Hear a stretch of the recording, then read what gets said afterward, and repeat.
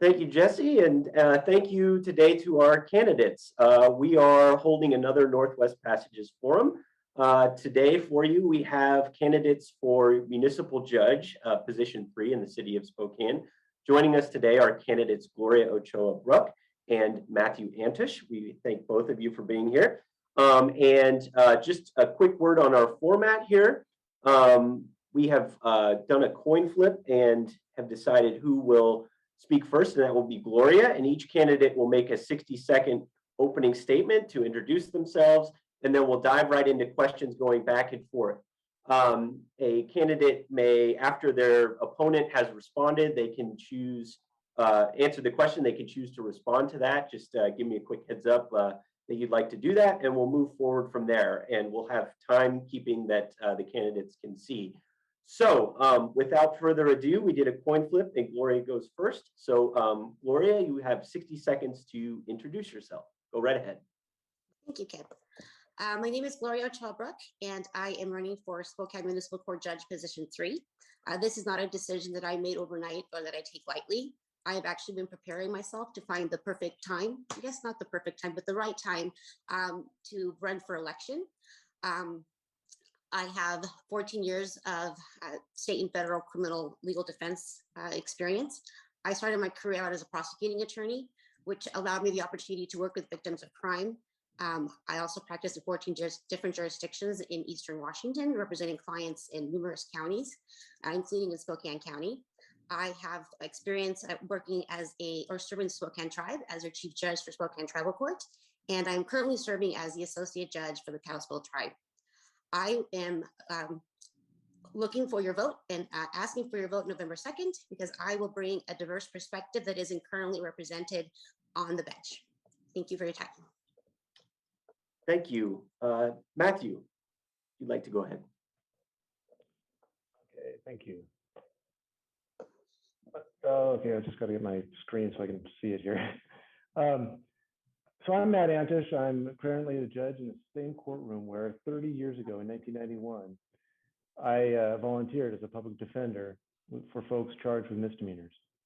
I never thought about ambition. I considered it an opportunity for me to gain experience, give something back for the privileges I've received. And since then, I've seen how folks facing barriers to justice like addiction, mental illness, and of course, disparate race, gender, and sexual orientation treatment just need to be treated with respect because they come with their own life experiences. My work on the Supreme Court Interpreter Commission as the chair of the Issues Committee has been another way for me to ensure access to justice for folks. And I've worked every day to serve the city of Spokane, and it deserves my best efforts. And that's why so many people around the courthouse who see me as the first one to show up in the morning and the last one to leave support me. So I look forward to continuing this work. Thank you. Thank you, Matthew. We'll go into the questions now. And again, you'll have a minute. And if a candidate chooses, they may respond to what their opponent says. The first question is for Gloria. And that question is, what do you believe is the most important job of a municipal court judge? The most important job of a municipal court judge is to ensure that every person that comes before the court and has an interaction with the court is treated with dignity and respect. I know that's it's difficult when you have a court the size of Spokane Municipal Court, which is the second largest city. We have a second city in the state, and it's also the second largest municipal court. But making sure that the court accommodates and ensures that when people come before the court, regardless of how they outcome their cases, that they leave feeling that they had procedural justice, that they were heard, and that the judge was fair and impartial, and the system worked. That's one of the things that I bring a different perspective to the bench is that it was my lived experience. I'm a first generation immigrant. I work with diverse populations across the state, people that have language access barriers. English is my second language. My parents only spoke Spanish when we were growing up. And so I think it's understanding the population that you're serving is what's important. Thank you. Matthew, same question to you. What do you think is the most important job of a municipal court judge? Well, for 30 years, I've treated folks pretty much the same way I treat them as I sit on the bench. I treat an individual before me with respect, so that when they come to my courtroom, they have a feeling that they've been seen and they've been heard. whether it's a defendant, attorney, a victim, or a witness, whoever it is deserves the same level of attention, no matter where they are in the system. If you go to my website, judgematantish.com, I have quite a bit of discussion about procedural justice and what has brought me to it. I'm glad that there's someone that agrees with me. Thank you. Great. So we'll move on to the next. Oh, Gloria would like to respond to that. Yes, please, Gloria. Yes, and I think it's really important also that when we are applying procedural justice, one of the things that I hear on the community is that it isn't just municipal court itself, but just the justice system itself in general. Victims of crime feel that they are not always properly involved in the cases and the outcomes. And I think that's an area of improvement that all judges can do and all courts can do. But that would be a focus that I think would be important, just to ensure that victims of crime also feel that they've had procedural justice experience as well. And I'll give Matthew an opportunity to respond to that as well, if he'd care to. So while I've been a judge, I can't always do it because I'm presiding right now, which is the chief administrative officer of the court. And so I have meetings that take me away from it. I've been attending the Elder Abuse and Vulnerable Adult Task Force since 2018. Also, occasionally I can get to the Domestic Violence Consortium meetings. But the problem is you don't, as a judge, you really have to leave to the prosecutors the advocacy for their victims. Very good. Let's move on to the next question, and we'll switch to Matthew to answer this first, and then we'll move to Gloria. What do you think is one specific thing that the municipal court system in Spokane can do better? Well, as my work as a public defender for the city of Spokane, one of the things I noticed was how the probation department was very punitive, I thought. And I can remember going over to the probation department to talk to them about different things we can do for folks to get them, my clients, to be successful. So what we've done, and it's not just me, I don't want to give that impression. We've been working on it for a long time, and we're continuing to work on transitioning our probation department from a punitive or enforcement model to a more therapeutic and supportive model. And so while I've been there, and the last couple of years, we've had our probation officers retrained for motivational interviewing. They're partnered with DSHS so they can sign folks up for services. And I could go on for about a half hour about this.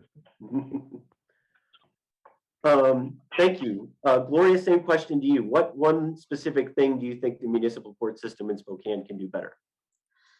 So one thing that I think the municipal court can do better is expand the options that are available and alternatives. Because I think I'm a huge supporter of what community court does. I'm a big supporter of what therapeutic courts do. But back in 2016, I was doing this type of work, and I realized that I had a knowledge gap in the fact, although I practiced criminal law as a prosecutor and as a defense attorney, I didn't really understand the sociological, criminological underlying causes of why people stay in the revolving, the revolving door. And there is a need also for having alternatives. I don't consider them punitive. I would call them that have higher levels of accountability. And so I think the court could do a better job of expanding and balancing out the types of strategies and initiatives that are done to provide people with opportunities to rehabilitate, but then also to acknowledge that there are some individuals that do need some different levels of intervention, different levels of accountability. And sometimes that does mean that it includes jail. Thank you. Matthew, you would like to respond to that? Please go ahead. So in the Spokane Municipal Court, we have multiple therapeutic courts available. And the idea of a therapeutic court typically is I don't want to over-explain this thing, but the problem is you take folks like in DUI court, these high-risk, high-need offenders, and you get them treatment, and there is accountability. We have regular visits from law enforcement to ensure it, and UA testing, all that. So there is some of that. And Gloria, did you want to respond to that? I'm going to say that having worked with the city, I was been a contact for the criminal justice reform work with the city and the county. And I did have a lot of opportunity to talk with law enforcement. And one of the things that was a struggle for them was them having them having tools and resources and different options, because they do get a lot of complaints from the business community and from people that are just trying to enjoy, public spaces. And so I think that there could be a lot more work done in collaborating with law enforcement and other organizations on addressing those type of issues. Let's stay on that topic with the next question, because I can tell that there's more that probably you both want to say about the therapeutic options. And we'll start with Gloria. You mentioned expansion. Can you expound on that a little bit? Where do you see additional opportunities for therapeutic alternatives in the municipal court? We've mentioned the veterans, the DUI, the community court, the mental health court. Where do you see opportunities for that expansion? Well, for one, I think that there's opportunities to do early intervention. I think there's opportunities like for the 18 to 24-year-olds that are coming out of foster care. There's organizations doing work there. I think when somebody comes across, even if it's a first-time offender, they're young offenders, initiatives that would provide those supports really early on when the exposure to potential criminal liability is lower, the consequences of a crime. There's also opportunities, again, working with law enforcement. And I'm not just saying, I wasn't just referring to therapeutic courts. What I was referring to is expanding, obviously, yes, on that, but also on expanding on, for example, the Spokane Police Department was trying to put together some form of chronic offender program. Like how do we deal with people that continuously, are seen time and time again? How can we create targeted strategies for those types? So what I'm contemplating is more of expanding different initiatives and strategies for the different populations that come before the court, because they're not all the same and they're going to need different supports and different interventions. Okay, thank you. And Matthew, same question to you. Where do you see, or do you see additional opportunities for therapeutic alternatives in the municipal court, either expanding what we have or adding additional courts?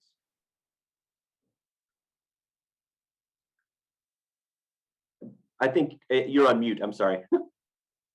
I did that. Thank you. Yeah, so misdemeanors, that means maximum penalties a year in jail, $5,000 fine, misdemeanors, 90 days in jail, $1,000. So we have alternatives for early intervention. I've talked about it quite a bit during the campaign, our pretrial supervision or supported release program that we're doing. Also, just last week, I want to say, I signed a grant application to see if we could, if we get the money, we're going to try to create a diversion program, a pre-filing diversion program for folks who are going to be part of the new legislation that resulted from the Blake decision, which made possession of controlled substance unconstitutional. A misdemeanor charge is now coming, but there has to be referrals to treatment in the interim, or before they can actually be cited for it. And we're trying to create a diversion program for them. So that's where we're going right now. And there's others. Great. Well, let's move to the next question. And I think you also sort of referenced this, Matthew, but this is for you. The court's probation department recently rebranded itself as the Community Justice Services Department.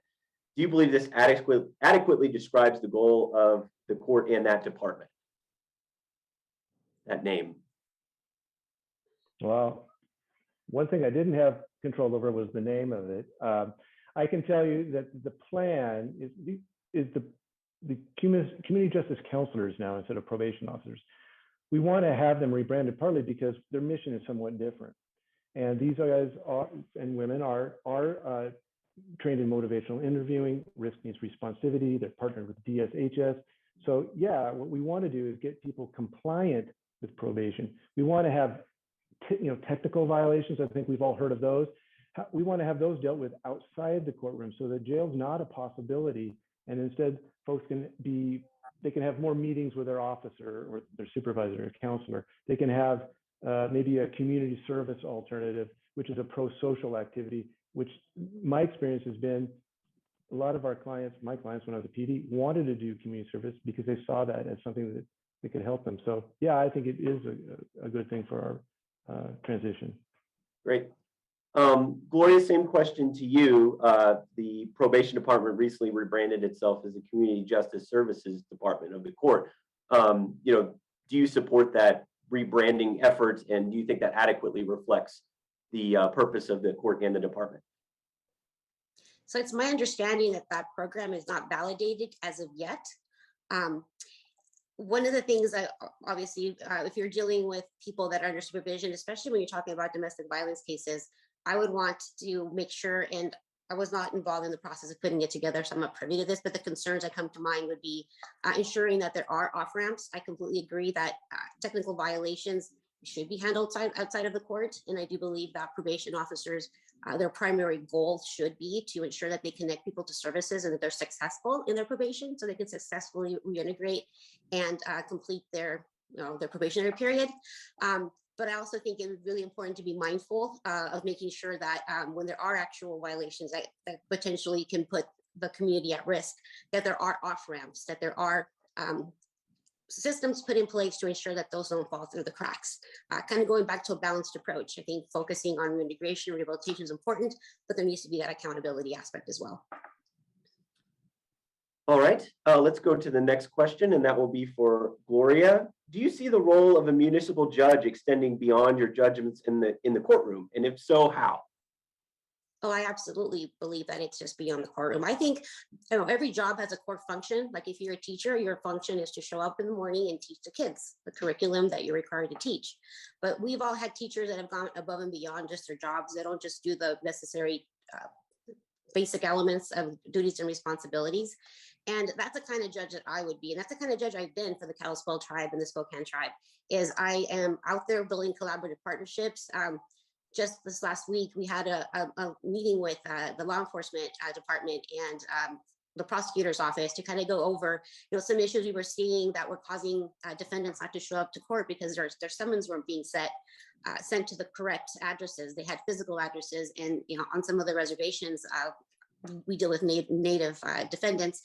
They don't deliver to the actual mailboxes. So solving things like that, I think it's important to kind of go out and build collaborative partnerships with other organizations to bring resources to people so they're more successful in their reintegration and in probation.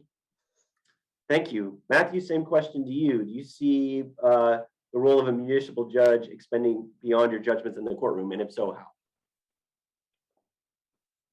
Yeah, well, I'm pretty confident that's actually in the Code of Judicial Conduct, that part of our role is to sort of be an ambassador. A lot of what Mr. Chilbrook said, to be an ambassador and to get out into the community to educate folks about what the justice system does. That's why right after I took the bench, I started attending the monthly Race Equity Committee meetings at the Gathering House. That's why I went to the Vulnerable Adult at-risk Vulnerable Adult Task Force. Yes, absolutely, that is part of the role. That's why we work on rebranding our probation department, creating these new programs like the supervised release program, a supportive release program. Yes, I guess would be the answer to your question. Thank you.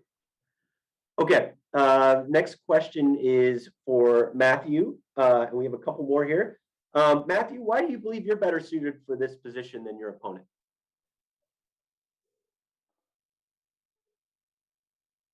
Unmute. Sorry, this is what happens with technology, right? Go ahead. Yeah. So it's really not related to my opponent at all. When you look at my history, right? I mean, I started out working in the Spokane Municipal Court. I volunteered there. I've represented folks there. I've seen firsthand the barriers that they're facing in the justice system. I can remember sitting outside the library when I worked in community court, and I would sit there with people waiting for the detox van because I knew if I left, they would walk away. So I think it's this commitment that I've had to Spokane Municipal Court and my breadth and depth of experience there that's why I have the support. It's not against anybody. It's because people have seen what I have done, and I've worked for a career to be in the position that I'm in now. I've had 3 years to do it, and I've worked every day to try to make that Spokane Municipal Court better. So that's why I think I deserve a term. Thank you. Gloria, same question to you. Why do you believe you are better suited for this position than your opponent? I think that I'm better suited for this position than my opponent because I bring a perspective that isn't already represented on the court. Matt's been on that, has been working for the city, will work for the city public defender's office for the majority of his career, and then worked a couple of years at the public defender's office for district court. I've actually worked in multiple district courts representing clients across Eastern Washington. I've been a prosecutor. I have judicial experience. I actually have 21 years of service both to my community and to the legal profession. I have a master's in criminal justice and criminology. I went back to get to school back in 2016 just so I could do a better job. Everywhere I've gone, I've always done more than that's been asked of me. I'm not just in the minimum. And if you go to my web, to gloriaforjudge.com, you can see the long history of community and public service, and the experiences, the relationships, and the value that I could bring to the municipal court that isn't already present there. I represent something that isn't already present there, and I believe that Matt represents what's been there for 30 years. Thank you. This will be our last question. I think both the candidates for this will do the question, and then you'll have closing statements. The last question, we'll start with Gloria. And I know this is something that you don't have control over, but do you think it's a good thing that municipal judges in Spokane face election every 4 years? I think it's a good thing. And if I'm elected, I'm going to be expecting the community to ask me, what have you done? What have you delivered? What difference have you made? Taxpayer dollars pay for our salaries. And I do believe that that's what keeps the system accountable. It should not be a job that just once you get in, then you're in it for life. It's kind of like either job. Work performance is important, and I think an election puts a check on that. It's work performance. How have you performed? What have you delivered? And so I do believe that it's important for there to be elections. And I think this experience has been one where I've had a lot of community people in the community say that these are difficult races to follow because we can't take positions on things. But what we can do is we can show you what we've done and how involved we've been in the justice system. I have a long proven track record of being heavily involved at the local, state, and national level for Bar Association and other organizations. Thank you very much. Matthew, same question to you. So obviously, you don't have control over it, but do you think it's good that municipal judges in Spokane face election every 4 years? So I've been asked this question a lot. I was asked, Mayor Condon asked me this. I think a guy on the public radio asked me this the other day. I think you might have asked me this when you did the article. Yeah, it is a good thing. Do I enjoy it? Absolutely not. I'm sure, Gloria, you don't enjoy it at all either. But it is important because, like she said, we serve the community. That's why, you get out, you try to talk to folks, and you try to get feedback on how you're doing and what can be changed. So no, I completely agree that this is it's a valuable thing that we do, and it serves the public. The public deserves to know who we are. Deserves to ask the tough questions. Last night, some lady up at North Hill asked me what I'm going to do about the refrigerator that's in the alley behind her house. So I think it's great to have those interactions. I don't think I have any questions about kitchen appliances, but I'll move on to the closing statements here. Gloria, you go first. You have 30 seconds to give a closing statement for us. So please go ahead. I'm asking for your vote because if elected, I'm going to do what I've done everywhere I've worked. I'm going to do more than that's been asked of me. I will bring my experience as a prosecuting attorney, a criminal defense attorney, a tribal court judge. I was a judge pro tem for the city of Pasco before I relocated to Spokane. In addition to all of my training that I've invested in to be a fair, impartial, and inquisitive judge that listens to people and that works hard to create better outcomes for our community. So ask for your vote on November 2nd. Thank you, Gloria. And Matthew, your closing statement, please. Thanks.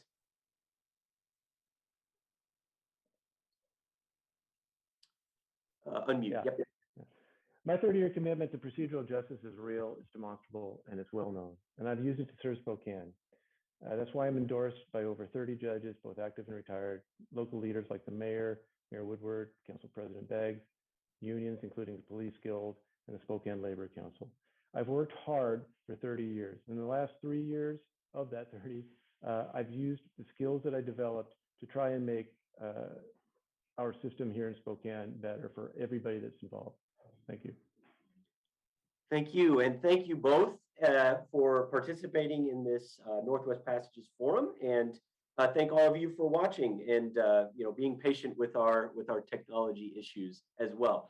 So Election Day is November 2nd. If you still haven't registered, you're able to do that at the elections office all the way up until 8 p.m. on Election Day. For more coverage of elections, go to spokesman.com/elections. We have those right here. And on the Northwest Passages page, we have all of our candidate forums and debates so far. So again, I want to thank our candidates for participating. I know they're very busy and with professional and campaign things going on and fitting us in. And thank all of you for watching. And that will be it for this evening. Thanks so much. Thank you.